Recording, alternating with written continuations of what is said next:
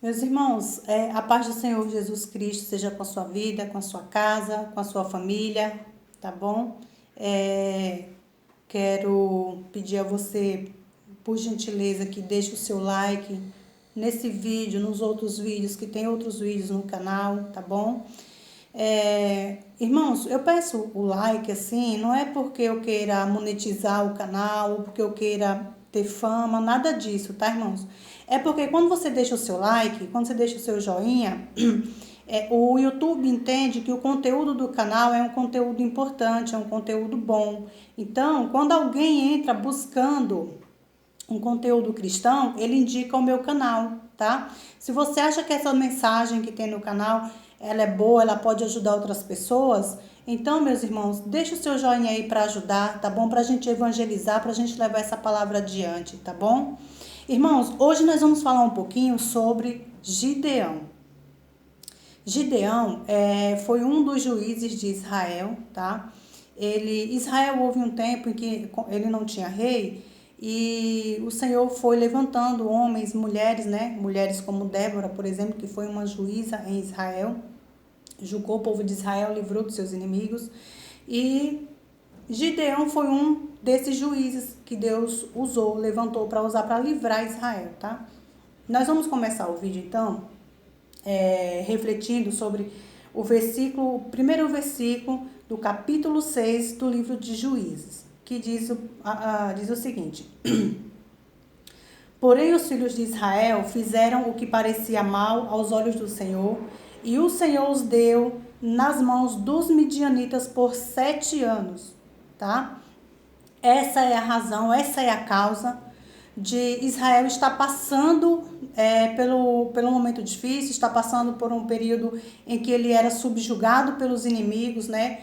E a razão, gente, é por quê? Porque Israel havia feito coisas abomináveis aos olhos do Senhor, né? Eles foram após Baal, eles adoraram outros deuses, e isso atraiu a ira do Senhor para Israel, né? E o Senhor os entregou nas mãos dos midianitas, dos amalequitas e dos povos do Oriente, a Bíblia diz, tá? No versículo 4 do mesmo capítulo, ele diz o seguinte: E punham-se contra eles em campo e destruíam a novidade da terra até chegarem a Gaza, e não deixavam mantimento em Israel, e nem ovelhas, nem bois e nem jumentos. Irmãos, eu fiquei meditando nessa palavra e perguntando para o Senhor, né, o que isso queria dizer, né? E o Senhor falou para mim assim, isso se trata de esferas da prosperidade de Israel, tá? Israel plantava, a terra produzia, né? Produzia o trigo, produzia os cereais. Só que os inimigos de Israel vinham e acabavam com tudo. Então, quando ele fala assim, acabavam com a novidade da terra, acabavam com aquilo que a terra havia produzido, com o que eles tinham plantado, a terra produzia e os inimigos vinham e tomavam tudo. Então, gente, e toda a sociedade sempre teve aqueles que eram mais abastados financeiramente falando e aqueles que eram menos abastados, né? Só que se tratando de Israel, nessa passagem aqui, todos eles eram prósperos. Mesmo que, por exemplo, a pessoa não tivesse muitos rebanhos, não tivesse muito poder aquisitivo, mas ele não tinha falta de nada, porque a terra produzia, porque a terra o que eles plantavam, Deus fazia aquilo crescer, tá? Porque o que é prosperidade, irmãos? A prosperidade é a ausência da necessidade, tá? Então esse povo, independente da classe social que ele ocupava, ele era um povo próspero, tá? Os rebanhos de ovelhas aqui representam aquela classe de pessoas que tinham mais que o suficiente para sobreviver. Digamos, aquela pessoa que tem o seu salário, tem a sua renda, ele tem como se manter e tem como fazer, sei lá, um seu fundo de garantia ali, tem uma reserva, né?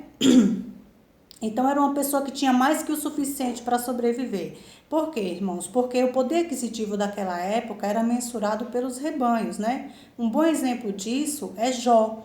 Porque a Bíblia diz que Jó era um homem muito rico e que ele tinha muitos rebanhos, né? Rebanhos de camelos, de bois, de ovelhas. Então, aquelas pessoas que tinham um pouquinho mais, eles guardavam isso como? Em rebanhos. E os rebanhos das ovelhas era representado aqui por aquelas pessoas que tinham mais que o suficiente. Os rebanhos de bois representam, gente, aquela pessoa, vamos dizer assim, classe alta. Era aquele povo rico, muito abastado, né? Aquele povo que desfrutava de todo o luxo, de todo o conforto que a sua época podia oferecer. Então, era um povo que tinha o que era necessário, o que era mais do que suficiente e que transbordava de prosperidade financeira, né? Esse castigo aqui, esse juízo de Deus para Israel vem diretamente à sua vida financeira, tá? Então, e os jumentos, eu perguntei para o Senhor, e os jumentos, por que eles levavam os jumentos, né? Porque naquela época os jumentos eram um meio de transporte, né? Então, se eles levavam os jumentos, imagina os camelos, né, gente? Isso representa a completa impossibilidade de Israel de sair daquela situação que ele estava vivendo, de sair daquela situação de juízo que Deus havia enviado para eles, contra eles, por causa do seu pecado, tá? Gente, é bem interessante, eu vou frisar aqui, eu concordo, tá, gente? Eu respeito toda e qualquer linha de pensamento, de raciocínio, de compreensão, mas não atribua a Satanás a soberania do Senhor. Satanás não pode simplesmente um dia falar assim, eu vou destruir o povo da terra agora porque me deu vontade, porque senão ele já tinha feito isso há muito tempo.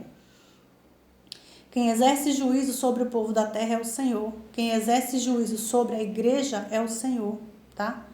Então, isso por quê? Por causa dos nossos pecados, não é diferente de Israel, né, gente?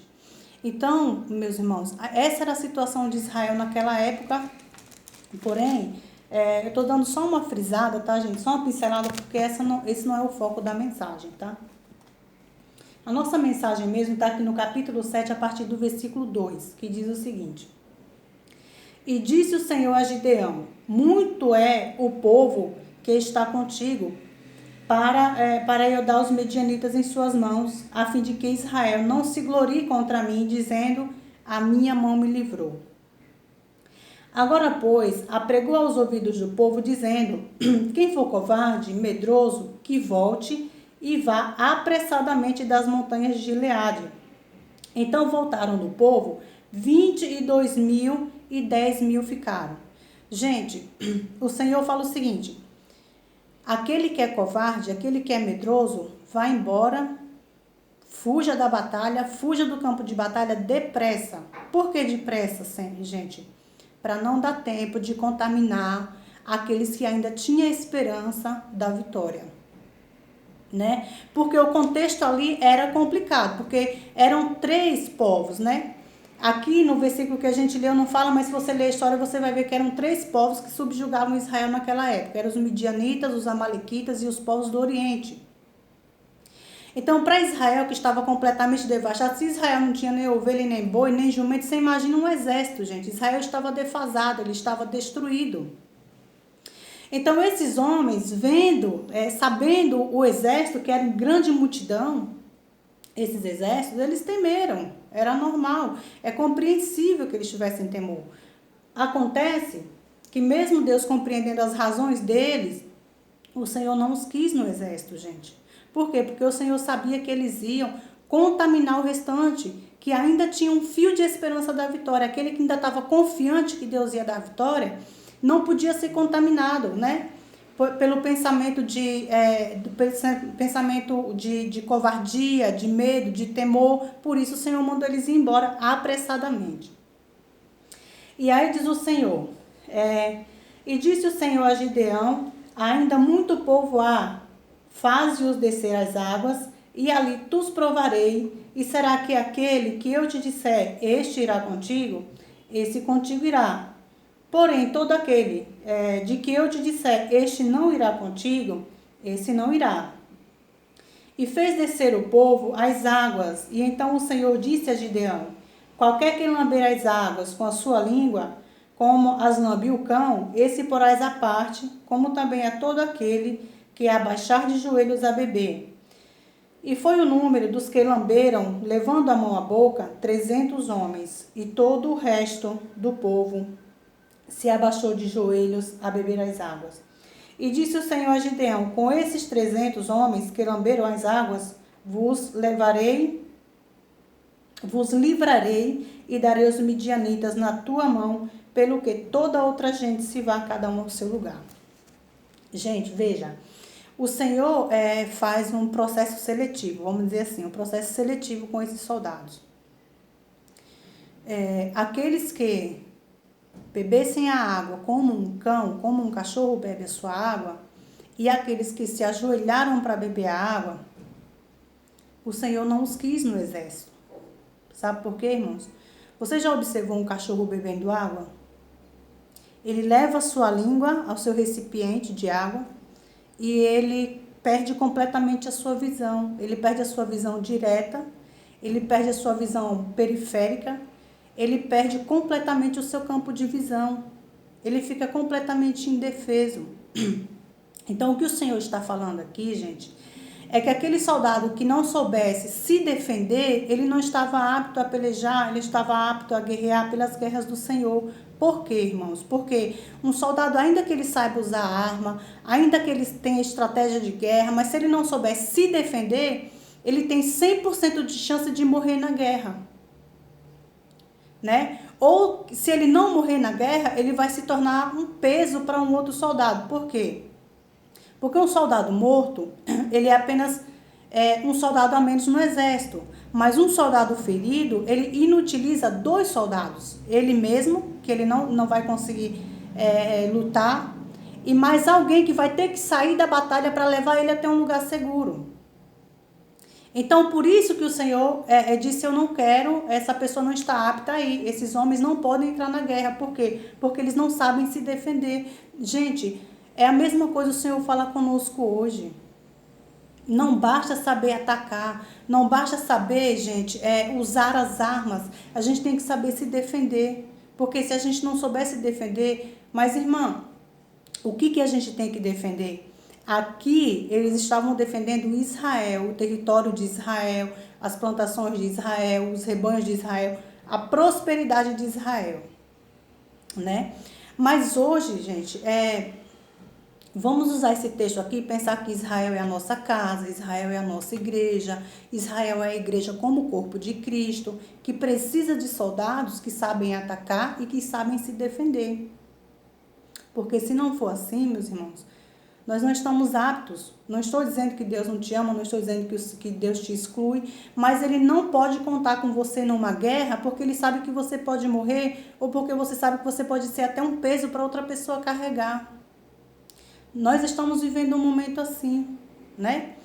E aqueles soldados que estavam de joelho, gente, o que representa um soldado de joelho? Uma pessoa completamente rendida à situação. Uma pessoa que não oferece nenhuma resistência. Uma pessoa que aceita tudo aquilo que lhe é imposto, né? Já conversei com algumas pessoas, né, que já moraram em comunidade. Eu mesmo já trabalhei em comunidade fazendo um serviço para a empresa de prestadora de energia elétrica aqui em São Paulo. E o seguinte, quando eles, suponhamos, uma pessoa do crime organizado, uma pessoa assim, pega alguém para matar, para exercer a justiça deles, lá, que eles dizem que é justiça, eles fazem a pessoa se ajoelhar. Por quê? Porque quando a pessoa se ajoelha, ela reconhece o senhorio daquela pessoa, o poderio daquela pessoa sobre ela. Ele está completamente rendido, ele está dizendo, não vou te oferecer nenhuma resistência. Entendeu? Então, um soldado, gente, que não oferece resistência, um soldado que aceita tudo que lhe foi imposto, ele não está apto ainda. Sabe por quê? Porque ele está dando o seu pescoço. Ele está dando, gente, a sua vida. Ele é um soldado que não consegue lutar nem por ele mesmo. Ele não consegue entender o ambiente da guerra, né? E ele não oferece resistência, nem por ele mesmo, nem por ninguém. Se a pessoa não consegue defender a ela mesma, como que ela vai defender um outro território? Como que ela vai defender um outro povo? Como que ela vai defender uma outra família? Como que ela vai defender, né, gente, o povo do Senhor? Sabe o que o Senhor está falando aqui com a gente? Nós não podemos nos distrair com aquilo que está diante de nós. Não podemos nos distrair com aquilo que está saciando a nossa sede, saciando a nossa fome. Por mais que nós estejamos numa situação confortável, numa situação que nos dê segurança, nós não podemos nos esquecer que nós ainda estamos em um ambiente de guerra, em uma batalha de guerra. Veja, irmãos, os soldados que foram escolhidos para estarem ao lado de Gideão foram aqueles 300 que, observe, o que eles fizeram? E foi o número dos que lamberam levando a mão à boca. A mão à boca, 300.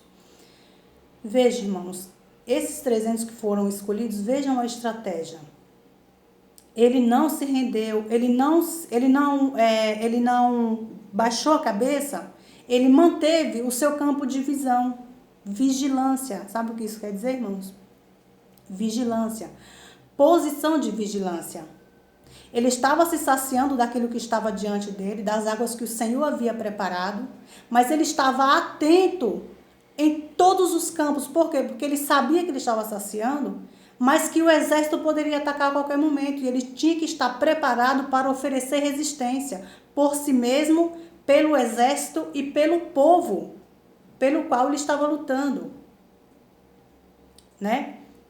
Então, meus irmãos, veja que ele bebe água com uma mão e a outra mão, irmão. Porque a Bíblia diz aqui que ele bebe com uma mão. A outra mão, irmãos, estava com a arma em punho. A outra mão estava preparada para contra-atacar. A outra mão estava preparada para oferecer resistência ao exército oposto se viesse contra eles. Ele estava preparado para defender a si mesmo. Ele estava numa posição de vigilância, de atenção. O campo de visão dele estava amplo, estava aberto. Ele tinha como se saciar e manter a sua visão por todos os lados. Então, por onde aquele exército viesse atacar ele, ele ia enxergar. Ele estava com a atenção voltada. Então, se ele ouvisse algo, mesmo que ele não visse, se ele ouvisse algum passo, se alguma coisa ali, ele ia saber, o exército oposto está se aproximando. E ele ia ter condição de oferecer resistência. Né, irmãos? Nós estamos vivendo uma situação muito parecida, né? Nós estamos passando, gente, por um momento em que Deus está precisando levantar esses 300 na nossa geração. Existem gideões que estão precisando de homens e mulheres valentes para guerrear pela luta, pela guerra do Senhor, por aquilo que é importante para Deus, pela igreja, pela sua família. E você fala assim, irmã, graças a Deus a pandemia aconteceu, tudo, mas eu estou muito bem, a minha família está bem, eu estou trabalhando, eu estou numa situação confortável, glória a Deus, meu irmão. Louvado seja Deus, minha irmã. Mas não esqueça que você ainda está em uma guerra. Não esqueça, minha irmã, que você ainda precisa se defender.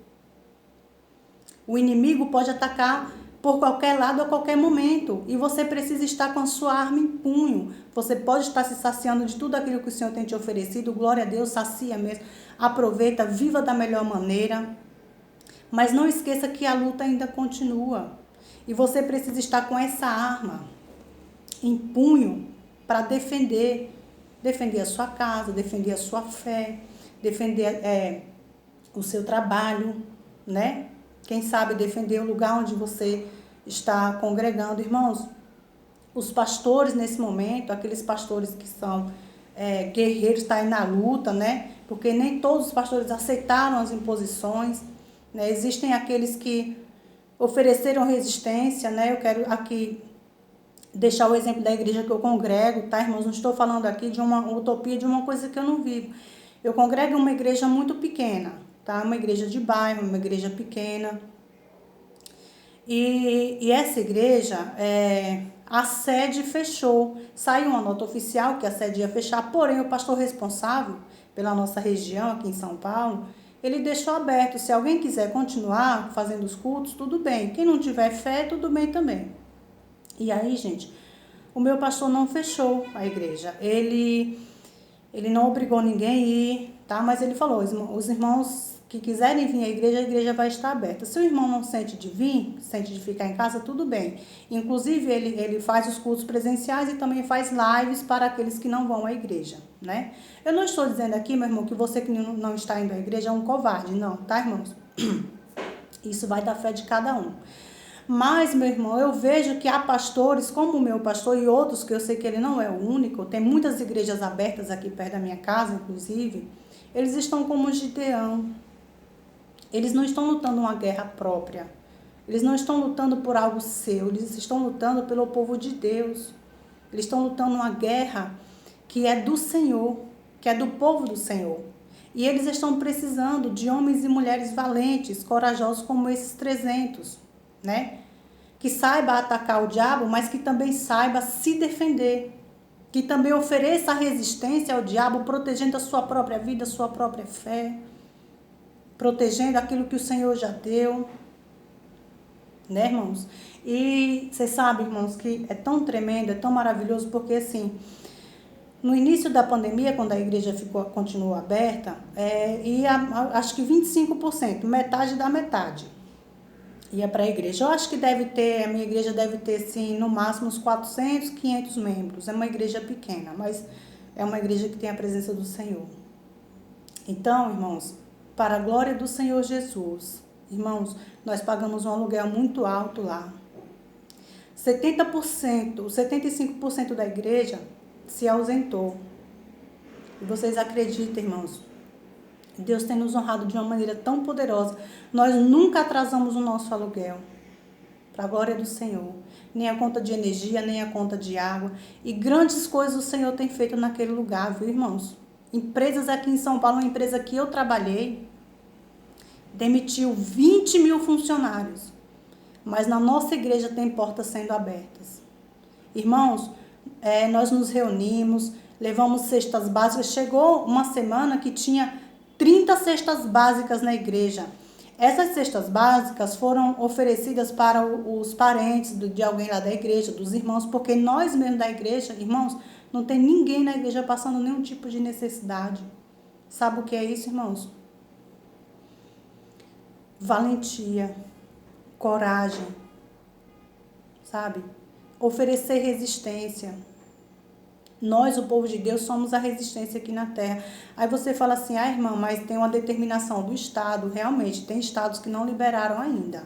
Tem estados que estão fechados, tem estados que ainda tem uma determinação que não pode abrir. Mas alguns outros, irmãos, já abriram. Aqui em São Paulo, por exemplo, já tem muita coisa funcionando. Gradativamente está abrindo tudo, né? Inclusive, as igrejas já foram decretadas há muito tempo como um item necessário para a sociedade. E realmente, viu? Um dia nós estávamos lá na igreja, meus irmãos, no culto da tarde, às 2 horas da tarde, e poucas pessoas, né? Chegou uma irmãzinha, uma senhora desesperada, chorando, foi lá na frente, o pastor estava terminando o culto, o pastor deu atenção para ela, e ela chorando. É uma senhora, assim, eu acredito que já tem uns 70 anos. E a gente ficou meio que sem entender, né, o que estava acontecendo e tal, mas depois ela falou direitinho. Gente, ela passou a noite toda lutando com o filho dela que queria se suicidar. E nesse momento da angústia dela, nesse momento da luta dela, do que ela se lembrou? Da igreja. Ela correu para a igreja com ele. Disse, não, você tem que ir para a igreja. E foi, levou ele. O pastor orou por ele. Ajudou também, né? Porque a oração tem que ser acompanhada de uma atitude de amor, né? E aquele homem não teve mais aquele desejo. Sabe Deus o porquê que aquele homem estava naquela situação? Sabe lá se estava desempregado, sabe lá se estava vendo os filhos passar por uma necessidade, se não tinha condição de pagar o aluguel e ele estava com uma ordem de despejo. Não sabemos o porquê, né? Mas sabemos que a igreja é sim necessária para a nossa sociedade. A igreja é necessária. Se você fala assim, irmã, eu não estou indo à igreja, a minha igreja está fechada, né? Irmão, você pode procurar uma igreja para você congregar, mas você também pode dobrar os seus joelhos no chão, orar, clamar a Deus, ser um guerreiro de fé nesse momento, ter uma posição diferenciada, oferecer resistência pela igreja do Senhor. A igreja, o povo de Deus, está precisando de nós precisamos nos levantar como povo de Deus nesse momento, para oferecer a resistência. Não ao Estado, né? Porque a Bíblia diz que nós devemos sim obedecer ao Estado, eu concordo, mas assim, gente, Pedro e Tiago estavam pregando, os discípulos estavam pregando em Jerusalém, e houve um decreto de que eles não falassem mais em Jesus. Inclusive, eles foram presos. Pedro e Tiago foram presos por conta disso, porque eles pregavam, sabe por quê? Porque apesar de ter aquele decreto, eles continuavam pregando. E eles não estavam em rebeldia contra o Senhor, não, sabe por quê? Porque nós devemos sim, gente, obediência ao Estado, até o ponto que não fira a nossa fé, até o ponto, gente, que não paralise a nossa fé, aquilo que o Senhor já ordenou, porque a palavra diz, ide, né, pregai, né, fazer discípulos, e a igreja é uma forma de fazer discípulos, né, é uma maneira de fazer discípulos, de socorrer as pessoas, né.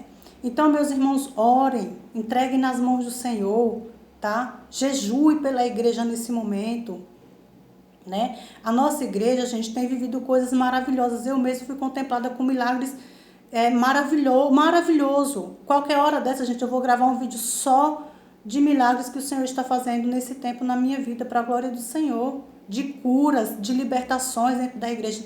Coisas extraordinárias. Gente, nós temos enfermeiras na igreja que trabalham com pessoas com Covid-19 e elas não são contaminadas.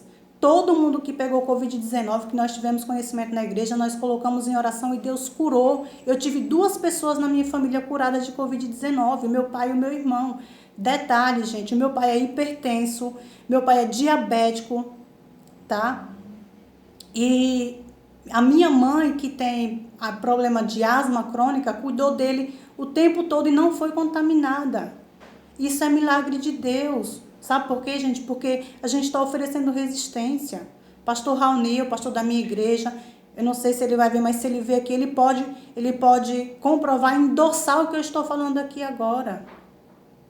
Né? Que isso sirva de exemplo. Nosso Deus, ele nos guarda, ele nos cuida, mas ele quer também, gente, ver em nós um espírito corajoso, um coração corajoso, né? Porque Deus não conta com covardes. Deus não faz questão de covarde. Essa passagem aqui, ela é muito clara, meus irmãos. Primeiro, Deus é seleto. Deus não quer qualquer pessoa no exército dele. Você pode estar na igreja, desfrutando da igreja, mas para participar do exército do Senhor, não é todo mundo não, gente. Tem que ser como esses 300 aqui. Ter estratégia, visão, sabedoria de defesa e de ataque, tá? Deus não conta com covardes. Deus não conta com covardes. E outra coisa, Deus nunca fez questão de quantidade. Nunca. Deus nunca se preocupou com quantidade, gente. Nunca. Deus não precisa de quantidade, Deus precisa de qualidade. Não importa, meu irmão, se a sua igreja só tem 3 membros, 3 membros só que tem aí, Deus vai te dar vitória.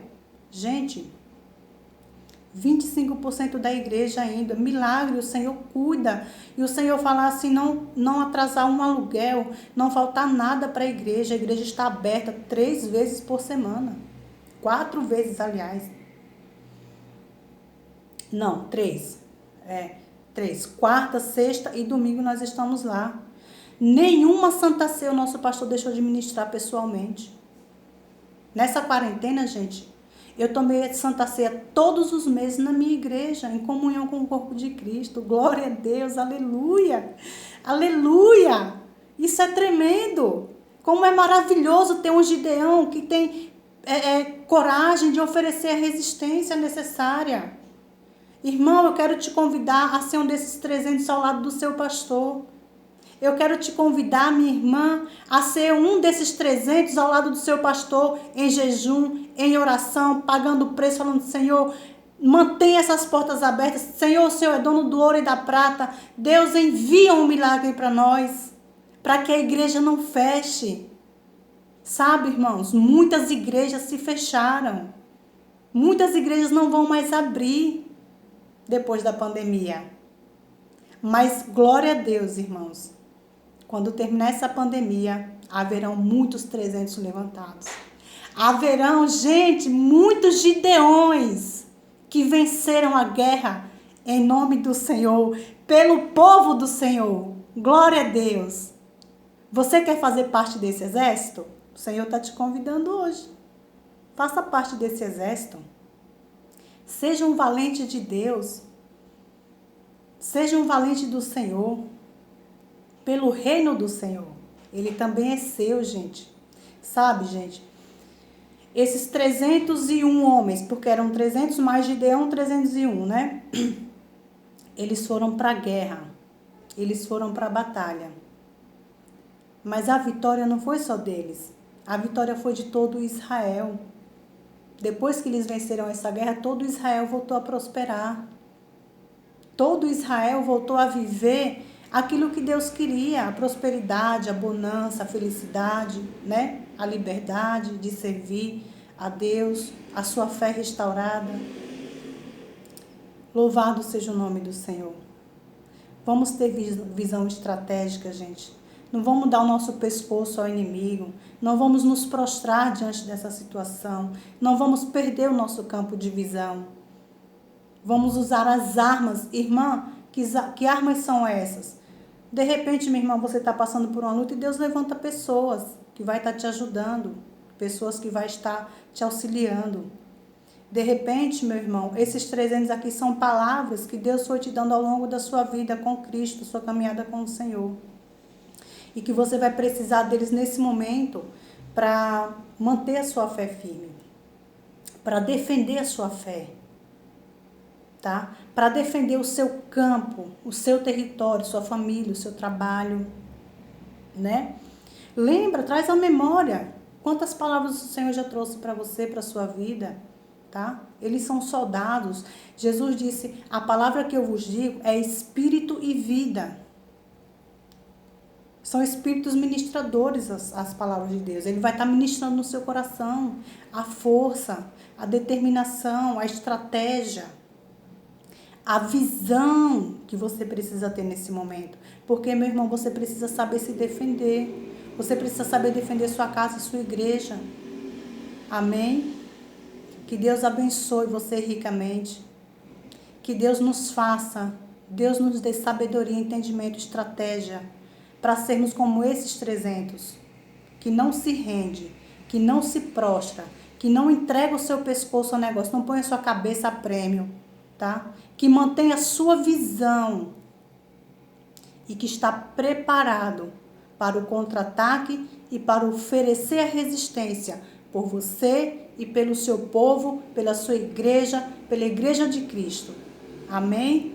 Que Deus te abençoe, meu irmão, minha irmã, grandemente, tá bom? Que as bênçãos do Senhor alcancem a sua casa, que o livramento de Deus esteja sobre a sua vida, no amor de Cristo, tá, meus irmãos? Fiquem todos com Deus e até o próximo vídeo. Não esqueça de deixar o seu like, o seu joinha, aquele super joinha para ajudar o nosso canal, para a gente evangelizar. Essa é uma forma também, tá, meus irmãos, de defender o território do Senhor, fazendo aquelas pessoas lembrarem, né, aqueles que estão em casa, que existe ainda uma guerra, que ele não pode se acomodar, ele não pode se prostrar, né, ele não pode entregar a sua cabeça a prêmio, ele ainda tem uma fé para defender. Vamos fazer isso, faça parte desse trabalho, tá bom? Para que quando terminar isso tudo, o reino do Senhor não tenha sofrido, né? Vamos fazer o nosso melhor, vamos fazer o nosso trabalho naquilo que o Senhor tem trazido às nossas mãos, para que quando terminar tudo isso, a gente possa olhar para nós mesmos e dizer,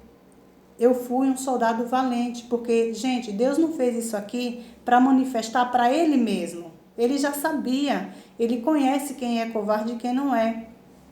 Mas aqueles homens, eles conheceram a si mesmos. Porque o Senhor fez isso para mostrar para eles. Tá bom? Deus te abençoe. Beijo no coração e até o próximo vídeo.